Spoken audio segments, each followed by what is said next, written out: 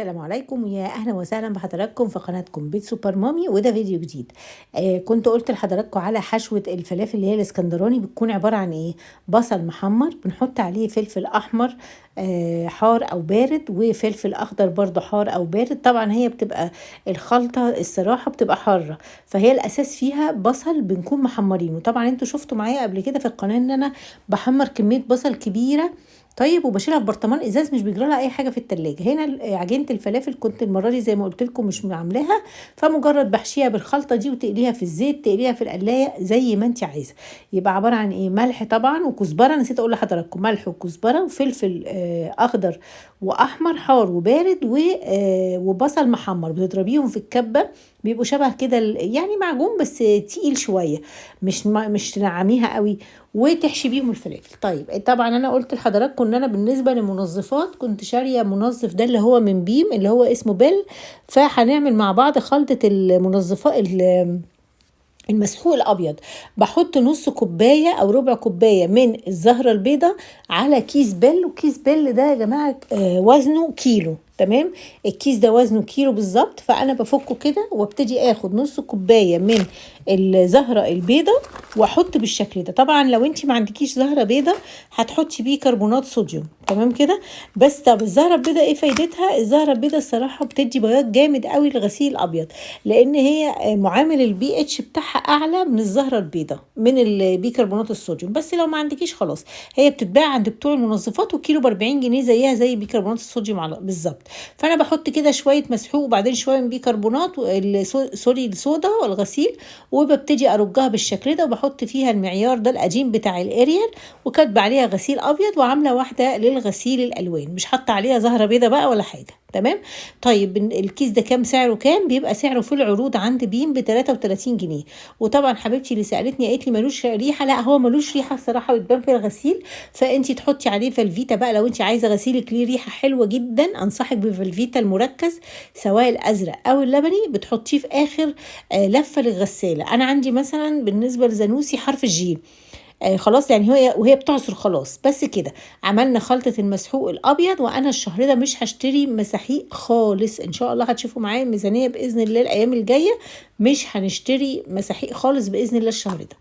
طيب كان عندي شوية أطباق في الحوض وحاجات زي كده، فجمعتهم وهبتدي أغسلهم بالشكل اللي حضراتكم هتشوفوه معايا. نروق الحوض بتاعنا ونظبط الدنيا علشان المطبخ يبقى رايق. دي حاجات الفطار مع شوية حاجات كده كنت بنضف التلاجة وهكذا يعني، تمام. طبعا يعني دايما احنا لما بنعمل خطوات في البيت على ان احنا نساوي البيت او ننظفه، في حاجه حلوه قوي هقولها لكم. هنعمل كل يوم فكره جديده، زي فكره اللي انا هعملها معاكم النهارده. هنعمل فكرتين جداد للتخلص من الكراكيب وتنظيف البيت. ايه الفكره الاولى؟ الفكره الاولى اول ما تخشي مكان سواء المطبخ سواء اي حاجه، هتعملي ايه؟ هتبتدي تلمي كل الاطباق. على فكره دول مقطعين الغسيل، انا غسلت مرتين كان عندي مواعين كتير قوي لان كنت غاسله التلاجة. المهم بتعملي ايه؟ بتلمي كل الاطباق اللي على الاسطح، ودي اول تريك احب اقولها لكم. تلمي كل الاطباق اللي هي على الاسطح وتحطيها جوه الحوض. التريكه التانية ان احنا ممكن لو احنا مش عايزين نغسل الاطباق دلوقتي، او ملناش مزاج، او ورانا مشوار، او هنسيبهم من بالليل للصبح ومكسلين، هتنزلوا كل اللي موجود في الاطباق بالفرشه بتاعه الاطباق كده، وتنضفوهم الاطباق، تنزلوا كل الموجود وتخلوهم ايه نضاف خالص. وبعدين تبتدوا تسيبوهم لو عايزين من بالليل للصبح، او مثلا كمان ساعه تغسلوهم او كده، بس اهم حاجه تصفوا كل اللي فيهم عشان يبقوا نضاف. التركه الثالثه اللي هنقولها برضو بتروق الدنيا جدا وبتخلي الدنيا حواليكي نظيفه، ان انت لما بتلمي كل اللي على الاسطح والبوتاجاز والكلام ده كله وتحطيهم في الحوض، فهو مكان واحد اللي مكركب اللي هو الحوض، فبيبقى سهل قوي قوي ان انت تقدري تتعاملي معاه. كل مره هنقول تركات كده. التركه الرابعه واللي انصحكم بيها جدا جدا، نزلوا الاول اللي في الاطباق كله وبعدين رجعوهم صبنوهم كلهم عشان توفروا في استهلاككم للميه، وبعدين ابتدوا اغسلوا الاطباق كلها، صبنوهم بعدين اشطفوا كل الاطباق. ان شاء الله يا رب التركات اللي احنا هنقولها كل يوم. وانا كنت وعدت حضراتكم بان احنا كمان هنعمل حاجات لدخلة الصيف، هتشوفوا اول جزء النهارده باذن الله في المقطع اللي بعد ده او اللي بعده باذن الله من الفيديو، ازاي ممكن تتعاملي مع حاجات حاجات كتير قوي بتكركب البيت، وازاي تعملي تركات كده زي ما بيقولوا في البيت الكراكيب. يلا ارمي، يلا خلصي نفسك منها، ما تشيليش حاجة ابدا وتخلي عليكي عبء. طيب احنا لما بنعمل الصراحة بنصبن كل الاطباق بالشكل ده بنرتاح جدا. ليه؟ لان احنا بنشطفهم كلهم مرة واحدة. تمام كده. طيب لازم نخصص ليفة للاطباق والتانية للكوبايات، ولكن انا الاسبونج دي كنت لسه مطلعاها خلاص، فخدتها اول غسله كده بالكوبايات الاول، فكانت لسه طالعه يعني. تمام. فعشان كده لكن انا عندي واحده كده واحده كده، فانا طلعت واحده غسلت بيها الكوبايات كلها، وبعدين غسلت الاطباق، وبعد كده هطلع واحده تانية بس تكون لون غير الاصفر للايه للكوبايات. الصراحه انا عندي اللهم صل على سيدنا محمد، عندي مشكله في البتاع ده في السبونجات. عندي شويه سبونجات، فعايزه لازم اشتري الشهر ده سبونجات. يعني انا قلت لكم في المقطع الاول ان انا مش اللي فات ان انا مش هشتري منظفات باذن الله خالص الشهر ده خالص. هو بس معجون سنان ومناديل ورق واكياس قمامه، هم الثلاث حاجات دول اللي انا كاتباهم في الميزانيه. طيب حاجه فكره تانية برضو حلوه او تركه ظريفه جدا برضو تعملوا حسابكم عليها، ان انتوا قبل ما تنزلوا تشتروا مشتريات الشهر باذن الله، لو انتوا شهركم هيبدا الايام الجايه زي حالتي كده، فاهم حاجه تفضي الدواليب بتاعتك كويس جدا وتنضفي علبك، وتكوني مستعده ان انت هتستقبلي شهر جديد بمشتريات جديده، وتنضفي التلاجة. عشان كده انا نضفت التلاجة، بس نضفتها لوحدي الصراحه. وانا بمسحها بميه وصابون عادي، ما بعملش اي بقى خلطات ولا اي حاجه، لان هي مش مستاهله يعني، هي بتتغسل كل اسبوع. فالمهم يعني، فانا ايه عملت اللهم صل على سيدنا محمد، كتبت كل اللي انا محتاجاه، ونزلت علب البهارات وعلب البتاع ده اللي هو مثلا الشاي، النسكافيه، الحاجات اللي زي كده، الدقيق، السكر، المكرونه. ودخلت على بيت الخزين اللي انا عاملاه في البلكونه. واللي جديد معايا في القناه، بيت الخزين ده هو عباره عن دولاب احنا انا بالنسبه لي عاملاه في البلكونه، ما بيوصلوش شمس ولا حاجه، لان انا حاطه ستاره. بشتري مشتريات كده وبسيبها زي ستوك في بيت الخزين. ان شاء الله في فيديو مستقل هنتكلم عن بيت الخزين وازاي نبتديه وازاي نشتغل فيه في ميزانيتنا. في ناس بتحب توفر فلوس اكتر بالنسبه لموضوع السلع، يعني بالنسبه لموضوع السلع في ناس بتحب توفر فلوس اكتر، بس انا بقول ان السلع افضل ان انا اشتريها. انا رايي الشخصي ان انا طالما محتاجه سلع سواء مثلا حاجات للبيت خزين وكده، انا لا بقول اشتريها واحسن من الفلوس، لان الفلوس قيمتها للاسف بتقل، والحاجات اسعارها بتعلى خاصه في فتره الاعياد.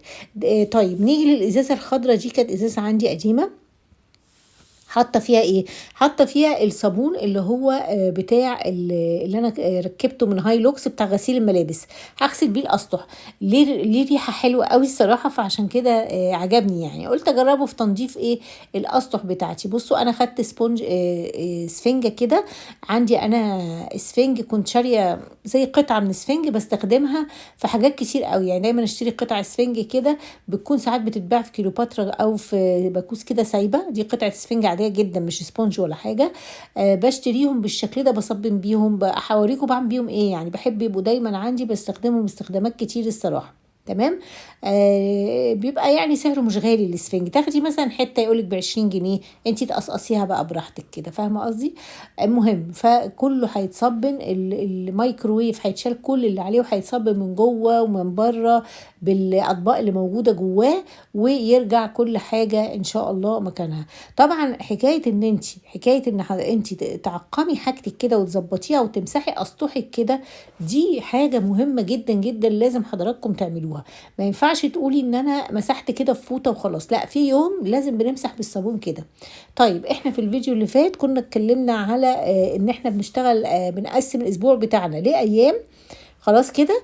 ومن ضمن الايام طبعا بيبقى المطبخ. بصوا بقى الاسفنجه بتعمل قد ايه رغوه، بتعمل رغوه خطيره يعني. الاسفنج ده هو اساس الرغوه، ان شاء الله هبقى اقول لكم بستخدمه في استخدامات ايه تانية، الصراحه بيعمل معايا حاجات جميله قوي يعني الاسفنج ده. المهم بس يعني اهم حاجه تحافظي عليها نظيفه، علشان ايه؟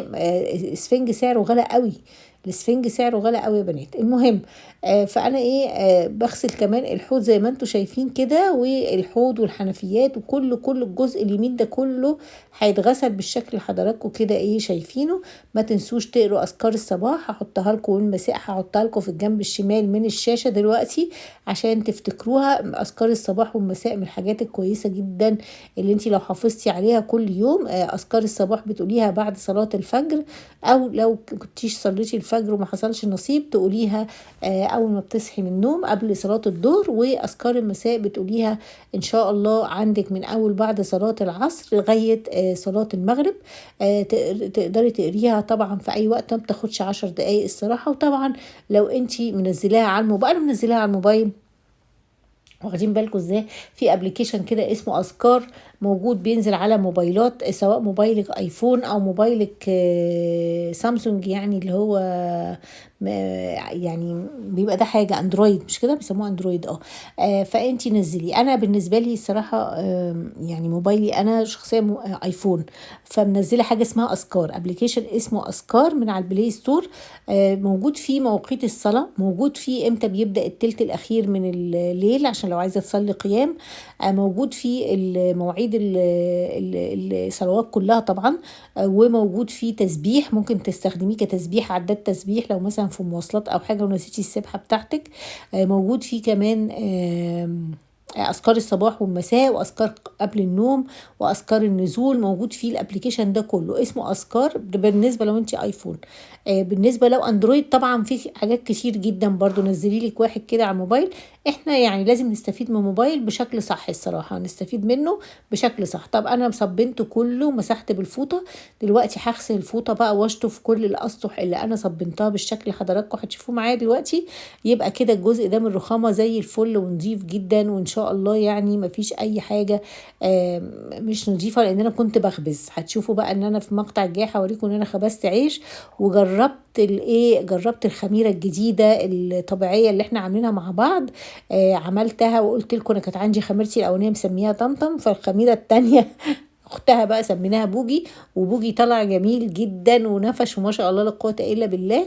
ان شاء الله قولوا لي بقى، هل انزل لكم وصفه العيش نفسه بقى اللي هو خبز السوردو وسط اليوميات، ولا عايزينها في فيديو مستقل؟ اكتبوا لي بقى، والاغلبيه اللي هو اللي هعمله. انا عارفه ان في ناس كتير قوي مش مهتمه بموضوع الخميره او مستثقلاه، بس صدقوني يعني لو جربتوها هيعجبكم جدا. انا الصراحه يعني من ساعه ما عملتها وانا خلاص يعني بطلت اشتري عيش، خلاص باكل ده وخلاص، مريح للمعده للقولون، بينظم حركه الامعاء جدا. لو انت يعني معلش لو حضرتك عندك مثلا امساك دايما، بالذات الناس اللي عندها غده درقيه بيكون دايما عندها مشكله دي، فلا بينظم حركه الامعاء جدا جدا جدا. طيب رجعت الميكرويف، انا حاطه علبه فيها ميكس من المشروبات يعني، وحاطه مكنه القهوه، وهنا تحت حتى المنظم الصغنن بتاعي ده اللي هو حاطه فيه القهوه والحاجات دي.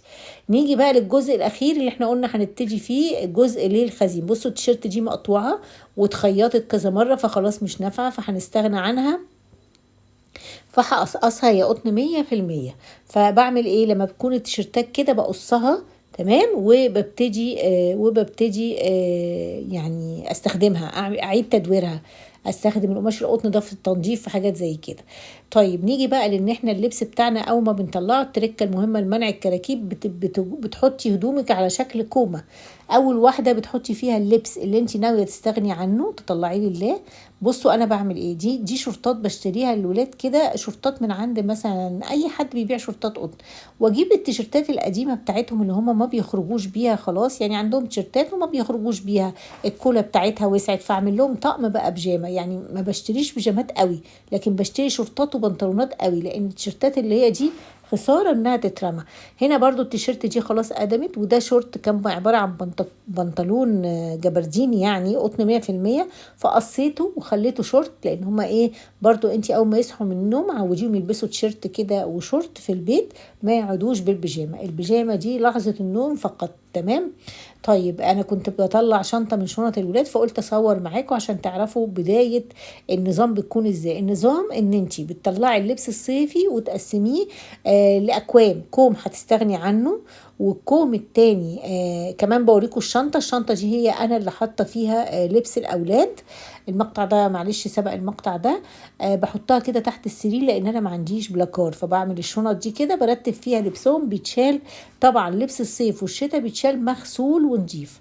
طيب بالنسبة للبس الشتاء نفس الكلام، بتشوفي 3 حاجات: حاجة هيلبسوها في البيت، حاجة هتستغني عنها خالص هتطلعيها مثلا لصاحب نصيبها، حاجة هتستخدميها كتوبات بيجامات زي ما انا بعمل. يعني انا في الشتاء كمان بجيب لهم بنطلونات وبيبقى عليها السويت شيرت اللي هي كانت موجودة عندهم، لان الصراحة وبختار الوان تليق مع بعض، يعني الحاجه بتبقى نظيفه. لان الصراحه اتفاجئت ان البيجامات اسعارها ايه ده، في ايه بيجامه ب 900 وب1000. فكانت في الشتاء، يعني ما اعرفش في الصيف هتبقى بكام يعني، بس كده برضو 700. انا شفت بيجامات الصيفي ب 700. فقلت لا، التيشيرتات دي قطن واغلبها على فكره والله براندات، يعني دي ايرو ستايل مثلا ماركه اسمها كده، فدي صغرت. فخلاص هحطها في كوم صغرت، يعني ما ينفعش حتى يلبسها في البيت، فخلاص هشيلها في كومه اللي هو ايه هيطلع لصاحب نصيبه. فانتي بتقسمي لبسك لاكوام وتبتدي تدخليه الدولاب بشكل صحيح. ما تكركبيش دولابك بحاجات تقولي ايه لا هيبقى يلبسها، لا ان شاء الله مش عارفه هخيطها واعمل له فيها ايه، لا. يا اما كومه هتطلعيها لله حد يستفاد منها، يا اما كومه دي مثلا عايزه تتصغر فالسنه دي هحطها في كيسه كده واديها الراجل يصغرها.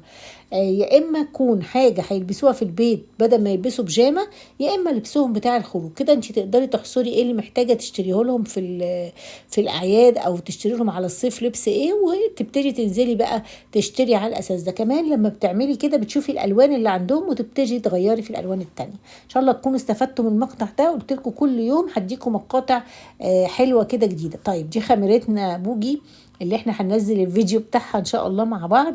بسم الله ما شاء الله، يعني الصراحه نفشت وبقت جميله جدا. الحقيقه كنت قلقانه منها، يعني لان انا اول مره اخبز بيها ببقى قلقانه في الاول كده، ولكن ما شاء الله لا قوه الا بالله. بصوا شايفين تحفه، هشه جدا من جوه، هوريها لكم دلوقتي.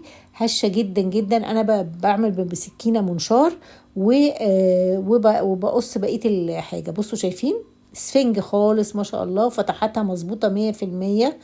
بصوا شايفينه من بره مقرمشه ومن جوه هشه.